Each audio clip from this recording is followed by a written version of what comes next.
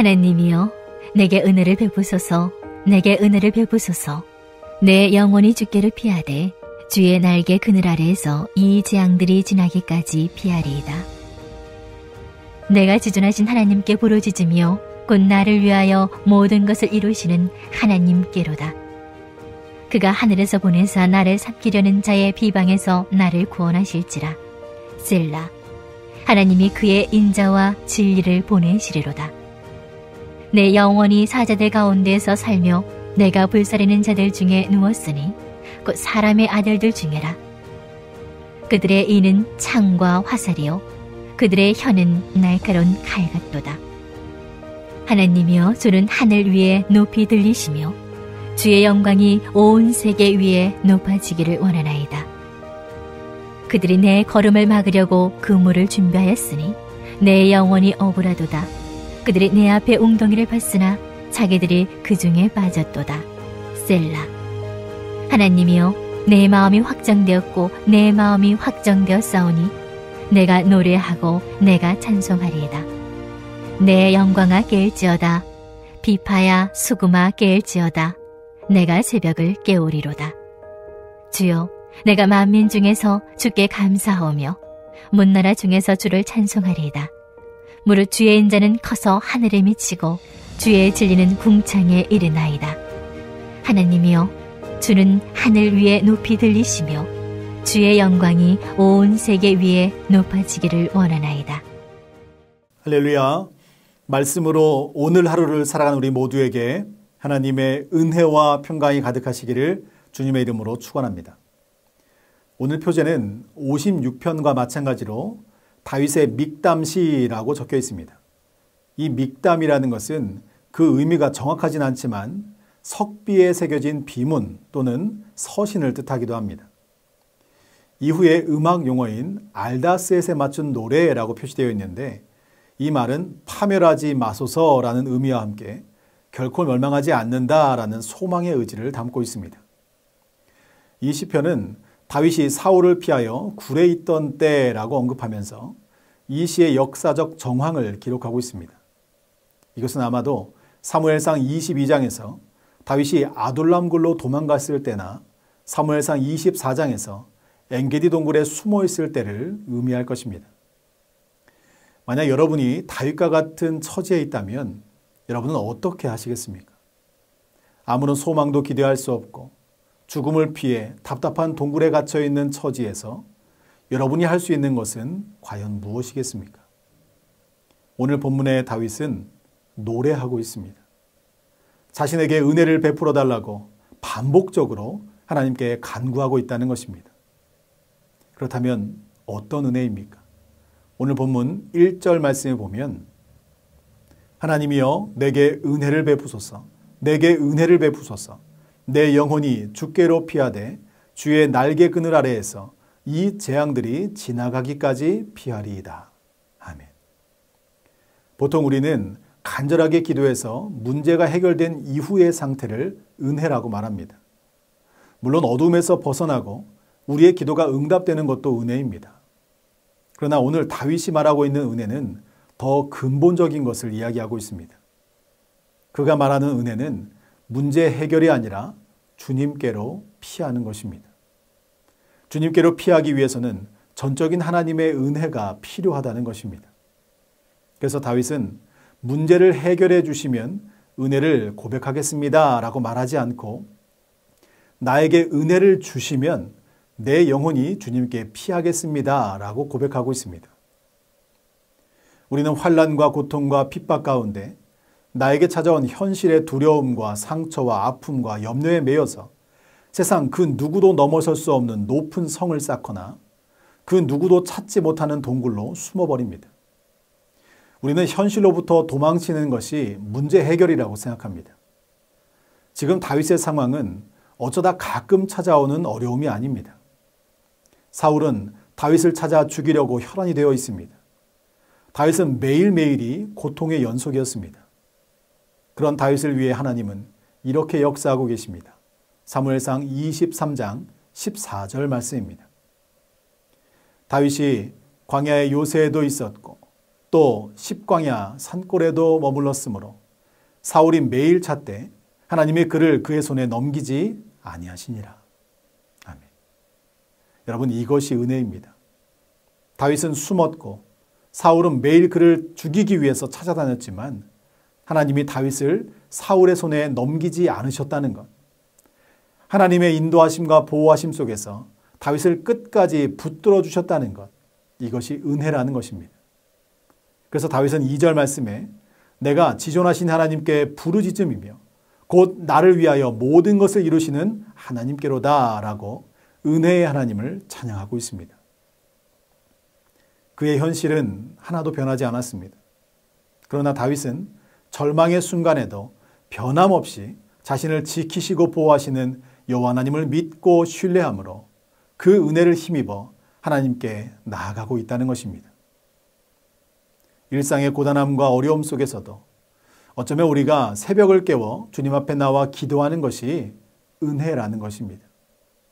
세상 그 어떤 것보다도 하나님만을 의지하며 살아가는 것이 진정한 축복이라는 사실을 고백하게 된 것도 하나님께서 우리에게 내려주신 놀라운 은혜라는 사실을 여러분 믿으시기 바랍니다.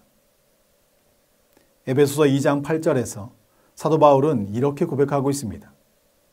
너희는 그 은혜에 의하여 믿음으로 말미암아 구원을 받았으니 이것은 너희에게서 난 것이 아니요 하나님의 선물이라. 아멘. 구원도 하나님의 선물이요.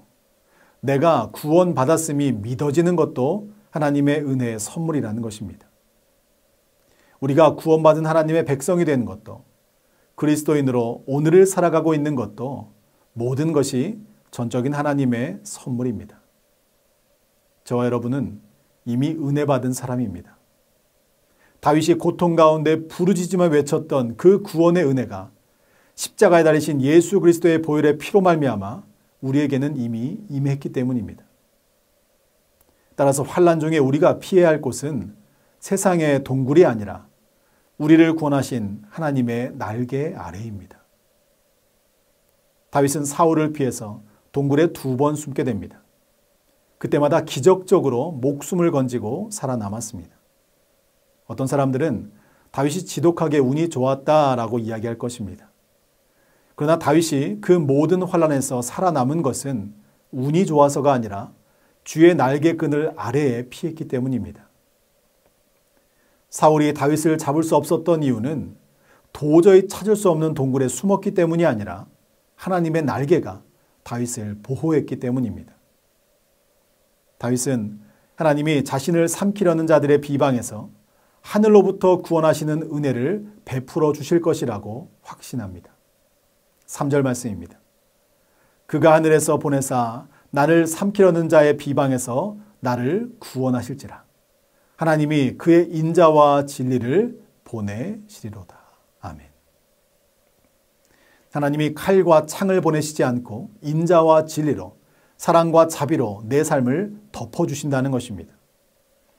다윗은 사울을 죽일 수 있는 기회가 있었지만 하나님께 기름 부음 받은 사울을 해치지 않고 돌려보냅니다. 나를 핍박하고 죽이려고 하는 사람을 사랑과 긍휼의 마음으로 바라보는 것, 이것이 다윗에게 내려주신 인자와 진리의 모습이었습니다. 이처럼 우리가 환난 중에 주님께 피할 때 하나님의 놀라운 은혜와 사랑을 경험하게 되는 것입니다. 우리가 주님께 나아갈 때 모든 것을 이루시는 하나님께서 은혜를 베풀어 주시는 것입니다.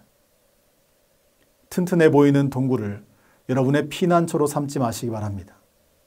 세상의 동굴은 퇴로가 막힌 막다른 곳입니다. 바라기는 은혜를 부어주시는 여호와 하나님께 소망을 두고 하나님만을 여러분의 피난처로 삼으시기 바랍니다. 오직 하나님의 날개 아래에 있을 때 우리의 영과 혼과 육이 진정으로 안전할 수 있는 것입니다. 이제 주님의 인자와 진리를 간구하는 다윗에게 하나님은 찬양의 은혜를 부어주십니다. 찬양은 우리의 감정을 고취시키는 세상의 음악과는 차원이 다릅니다. 찬양은 원수에게서 역전케 하시는 하나님의 능력이요 방법입니다. 다윗의 현실은 4절에서 이빨이 창과 화살과 같은 사자 가운데 자신의 영혼이 처해 있다라고 토로합니다. 그런데 5절에서 갑자기 하나님을 높여 찬양합니다. 6절에서도 억울함을 토로하다가 7절에서는 하나님을 향한 확신을 보여주고 있습니다. 하나님은 두려움과 억울함과 원통함에서 우리를 건지시는 분이시요, 절망이 바뀌어 확신의 노래가 되게 하시는 분이십니다. 이 과정 가운데 하나님을 향한 찬양이 있다는 것입니다. 찬송은 하나님께서 역전의 은혜를 내려주시는 은혜의 통로입니다. 다윗은 원수에 대한 불평과 내적 싸움으로 자신의 정력을 소모하기보다 하나님을 찬양하며 높이기를 결심합니다. 7절과 8절 말씀입니다. 하나님이여, 내 마음이 확정되었고 내 마음이 확정되었사오니 내가 노래하고 내가 찬송하리이다. 내 영광아 깰지어다. 비파야 수금아 깰지어다. 내가 새벽을 깨우리로다.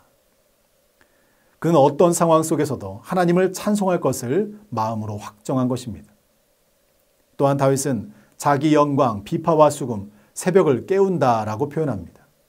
이것은 자신의 상황이 잠에서 깨지 않아 영광이 없는 것과 같고, 비파와 수금이 잠에서 깨지 않아 찬양이 멈추었으며, 새벽이 잠에서 깨지 않아 어두운 밤이 계속되는 것과 같다라는 뜻입니다. 그러나 그는 이 모든 것을 깨워서 모든 나라 가운데 주님을 찬양하겠다라고 노래합니다. 어두운 터널 속 고통의 시간을 지내게 되면 우리는 자존감이 떨어지고 찬송이 사라지며 이 터널이 내 삶에 계속될 것만 같은 두려운 마음이 들게 됩니다. 이때 오늘 본문의 다윗은 의지적으로 잠들어 있는 자신의 영혼을 깨우고 있습니다. 새벽은 시간만 지나면 반드시 오게 되어 있지만 영혼의 새벽은 저절로 오지 않는 것입니다. 깨워야 합니다.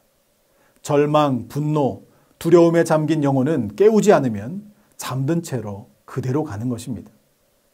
그럼 어떻게 깨워야 합니까? 영혼의 새벽은 하나님을 향한 믿음으로 깨우는 것입니다. 하나님의 살아계심과 역사하심을 바라보면서 내 눈을 하나님께 고정하는 것입니다. 그래서 다윗은 어둠의 동굴 속에서 하나님을 찬양하기 시작합니다. 찬양이 시작되자 감사가 터져나왔습니다. 내 삶이 비록 동굴 속에 갇혀 있을지라도 하나님의 은혜를 구하고 하나님을 찬양했더니 감사가 터져 나오더라는 것입니다. 이것이 새벽을 깨우는 신앙인의 모습입니다. 바라기는 여러분의 영혼육이 말씀과 기도와 찬양 가운데 깨어나시기를 축복합니다.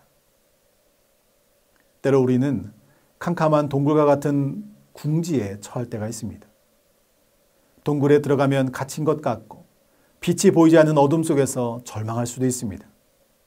그런데 바로 그 동굴이 하나님이 우리를 위해 준비하신 사랑의 보호처이고 하나님의 사랑을 뜨겁게 체험하는 은혜의 장소일 수 있다는 것입니다. 다윗은 사울을 피해 도망쳐 들어간 동굴이 하나님의 사랑의 날개라는 것을 깨닫게 되었습니다.